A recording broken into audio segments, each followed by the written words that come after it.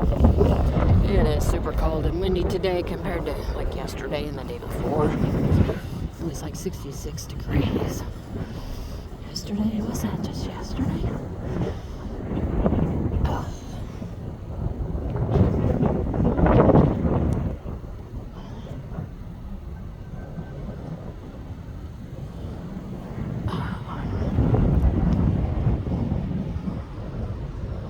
They're in the region in the back 40.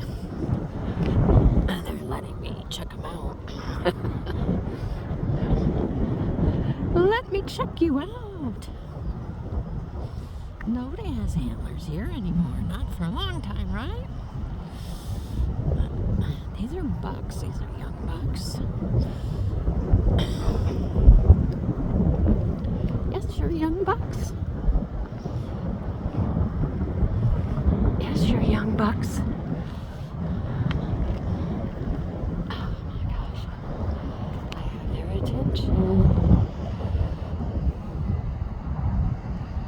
They really blend in well. We saw 4 does, and they were laying down, and we were right there.